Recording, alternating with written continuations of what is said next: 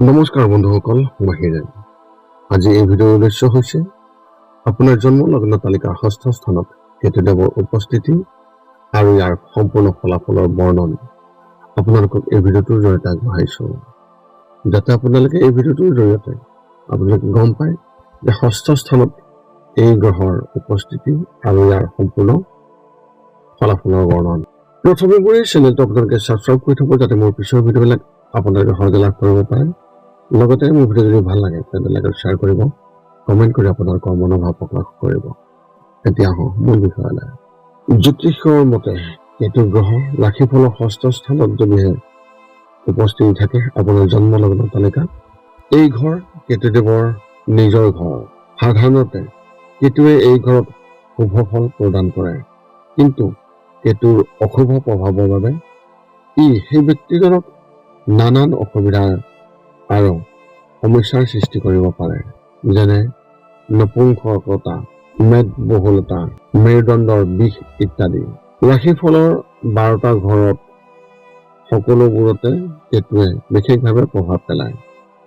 গ্ৰহৰ অৱস্থানৰ ওপৰত নিৰ্ভৰ কৰি ইয়াৰ প্ৰভাৱ শুভ বা অশুভ হ'ব পাৰে। জ্যোতিষশাস্ত্ৰত কেতুক অতি নিষ্ঠুৰ গ্ৰহ বুলি গণ্য কৰা হয়, কিন্তু কেতু যদি শুভ গ্ৰহৰ লগতে ৰাশিফলত শুভ অৱস্থানত থাকে তেন্তে ই সেই ব্যক্তিজনৰ বাবে খুবেই ভাল ফল কঢ়িয়াই আনে। আনহাতে যদি তেওঁ আক্ৰান্ত অৱস্থাত থাকে তেন্তে ইয়াৰ ফলত অশুভ ফল পোৱাটো অত্যন্ত প্ৰবল। কেতুৱে ষষ্ঠ স্থানত কেনে প্ৰভাৱ পেলায় সেই বিষয়ে বিতংভাৱে আপোনালোকক এই ভিডিঅ'টোৰ জৰিয়তে আগবঢ়াম।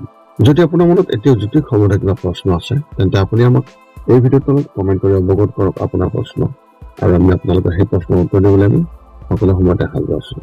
ষষ্ঠ স্থানত কেতুদেৱৰ তাৎপৰ্যৰ বিষয়ে প্ৰথমে জানি লওঁ। জ্যোতিষশাস্ত্ৰত কেতু অশুভ গ্ৰহ বুলি গণ্য কৰা হয়, কিন্তু কেতুৱে কেৱল এজন ব্যক্তিৰ বাবে নেতিবাচক ফলাফল প্ৰদান কৰাই নহয়, শুভ ফলাফলো বিশেষভাৱে প্ৰদান কৰে, কিয়নো ইয়াক আধ্যাত্মিকতা, বিচ্ছিন্নতা, পৰিত্ৰাণ, তান্ত্ৰিক জ্ঞানৰ বাবে দায়বদ্ধ গ্ৰহ বুলি গণ্য কৰা হয়। জ্যোতিষৰ মতে ৰাহুৱে কোনো ৰাশিৰ শাসন নকৰে। ধনু ৰাশি ইয়াৰ উচ্চ ৰাশি, আনহাতে মিথুন ৰাশি ইয়াৰ দুৰ্বল ৰাশি। তদুপৰি ২৭টা নক্ষত্ৰৰ ভিতৰত কেতুৱে অশ্বিনী, মঘা, মূলা নক্ষত্ৰত শাসন কৰা বুলি কোৱা হয়। বৈদিক শাস্ত্ৰ অনুসৰি কেতুৱে স্বভানু অসুৰৰ শৰীৰক বিশেষভাৱে প্ৰতিনিধিত্ব কৰে, আৰু একে দানৱৰ মূল ৰাহু। জ্যোতিষত ষষ্ঠ স্থানে ঋণ, শত্ৰু, চোৰ, ঘাঁ বা দাগ, হতাশা, জ্বৰ, পূৰ্বপুৰুষৰ সম্পৰ্ক, পাপ কৰ্ম, যুদ্ধ, ৰোগ আদিক প্ৰতিনিধিত্ব কৰে। এই ঘৰটোৱে কঠোৰ পৰিশ্ৰম, প্ৰতিযোগিতা, কষ্টৰ জৰিয়তে জীৱনৰ অগ্ৰগতি প্ৰকাশ কৰে। কোনো ৰোগ বা বেমাৰৰ প্ৰকৃত অৱস্থা ষষ্ঠ স্থানৰ পৰাই নিৰ্ণয় কৰিব পাৰি। ইয়াৰ দ্বাৰা এজন ব্যক্তি কিমান দিনলৈ কোনো ৰোগত ভুগি থাকিব বা সেই ৰোগৰ পৰা সুখ হ'বনে নাই সেই কথা বিশেষভাৱে পোহৰলৈ আহে। এতিয়া আমি জানিম কেতুদেৱৰ শুভ আৰু অশুভ প্ৰভাৱৰ বিষয়ে সম্পূৰ্ণ বৰ্ণন। আপোনালোকে এই চেনেলটো ছাবস্ক্ৰাইব কৰি থব, যাতে আমি পুনৰ অন্য এটা ভিডিঅ'ৰ জৰিয়তে আপোনালোকৰ লগত সম্পৰ্ক ৰাখিব পাৰোঁ। ষষ্ঠ স্থানত থকা কেতুৱে স্বাস্থ্যৰ উন্নতি সাধন কৰে। তেওঁলোকৰ কোনো বেমাৰ হ'লেও ই অতি সোনকালে আৰোগ্য কৰাত সহায় কৰে। এনে মানুহক ভাই ভনীৰ মৰম আৰু উদাৰ চৰিত্ৰ থকা বুলি গম পোৱা যায়। কেতুৰ প্ৰভাৱত এইসকল ব্যক্তিৰ দৃঢ়তা আছে। এনে ব্যক্তিসকল বহুত বিখ্যাত হৈ পৰে। তেওঁলোকে নিজৰ জ্ঞানৰ দ্বাৰা খ্যাতি অৰ্জন কৰে। জীৱনকালত ইহঁতে উচ্চ পদবী দখল কৰে। কেতুৰ শুভ প্ৰভাৱত এনে ব্যক্তিসকলে নিজৰ দেৱতাৰ আশীৰ্বাদ লাভ কৰিব পাৰে। এই ব্যক্তিসকলে জীৱ জন্তুৰ প্ৰতি আকৰ্ষিত হয় আৰু তেওঁলোকৰ বৃহৎ পশুধন থাকিব। এনে ব্যক্তিসকলে সদায় শত্ৰুৰ ওপৰত জয়লাভ কৰি বিভিন্ন বিবাদত বিজয়ী হয়। ষষ্ঠ স্থানত থকা কেতুৰ প্ৰভাৱৰ লগে লগে সেই ব্যক্তিসকলক বস্তুগত লাভ কৰিবলৈ সুবিধা দিয়ে। এই ব্যক্তিসকলো অপচয়কাৰী নহয়, সেইবাবে তেওঁলোকৰ সঞ্চয় খুবেই ভাল হয়। এই গ্ৰহটোৱে সেই ব্যক্তিজনৰ বাবে বহুতো অশুভ ফল কঢ়িয়াই আনে। ফলস্বৰূপে এনে ব্যক্তিৰ কাজিয়া হোৱাৰ প্ৰৱণতা অত্যন্তই প্ৰবল থাকে। ভূত প্ৰেত আদিৰ বাহ্যিক বাধাৰ পৰা বিপদৰ সন্মুখীন হ'ব পাৰে। তদুপৰি তেওঁলোকৰ মাক আৰু মাতৃৰ আত্মীয়ৰ পৰা কিছু ক্ষতি হোৱাৰ সম্ভাৱনাও থাকে। মাতৃৰ ফালৰ পৰা আপুনি কম সুখ লাভ কৰিব বা কোনো কাৰণত মাতৃৰ ককাকৰ লগত আপোনাৰ মতানৈক্য হ'ব পাৰে, যাৰ ফলত মাতৃগৃহত আপুনি প্ৰাপ্য সন্মান লাভ কৰিব নোৱাৰিব। কেতুৰ অশুভ প্ৰভাৱৰ বাবে আপুনি দাঁতৰ সমস্যা বা ওঠৰ সমস্যাত ভুগিব পাৰে।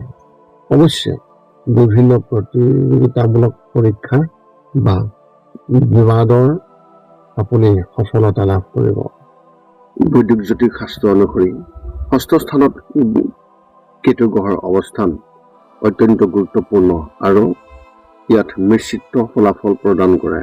ষষ্ঠ স্থানটো হ'ল শত্ৰু, ৰোগ, ঋণ, মায়া, মামা-মামী, দৈনিক কাৰ্যকলাপ আৰু সেৱাৰ স্থান। এই স্থানত কেতুদেৱৰ অৱস্থান বিশেষ ফলপ্ৰসূ। কেতুদেৱৰ শুভ ফলসমূহ প্ৰথমে জানি লওক। এই স্থানত কেতু গ্ৰহ থাকিলে সেই ব্যক্তিয়ে নিজৰ বুদ্ধিমত্তা আৰু পজিটিভ মানসিকতাৰ বলত শত্ৰু আৰু প্ৰতিদ্বন্দ্বীক পৰাস্ত কৰিবলৈ সক্ষম হয়। শত্ৰুৱে সহজে কেতিয়াও ক্ষতি কৰিব নোৱাৰে। সাধাৰণতে এই অৱস্থানে ব্যক্তিসকলক শাৰীৰিকভাৱে দুৰ্দান্ত শক্তি দিয়ে আৰু যিকোনো ৰোগৰ পৰা দ্ৰুতগতিত আৰোগ্য লাভ কৰাত সহায় কৰে। ৰহস্যবিদ্যা, তান্ত্ৰিক বিদ্যা, জ্যোতিষশাস্ত্ৰ বা গুপ্ত বিষয়ৰ প্ৰতি গভীৰ আগ্ৰহ আৰু এই ক্ষেত্ৰত সাফল্য লাভৰ যোগ আছে।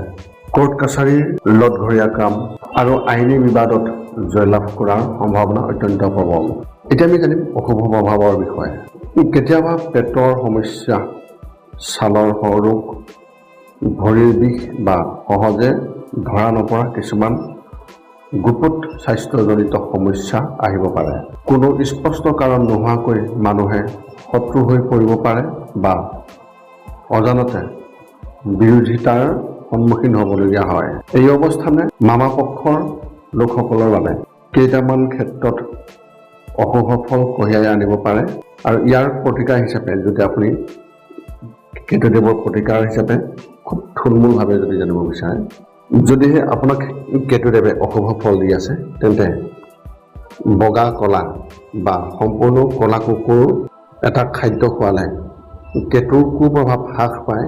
আপুনি আপোনাৰ কাণত সোণৰ ৰিং বা আঙুঠি পিন্ধা শুভ বুলি গণ্য কৰা হয় আৰু গাখীৰত অলপ কেশৰ মিহলি কৰি আপুনি যদিহে প্ৰতিদিনে খায়, তেতিয়াও আপোনাৰ কেতু গ্ৰহ শান্ত হয়।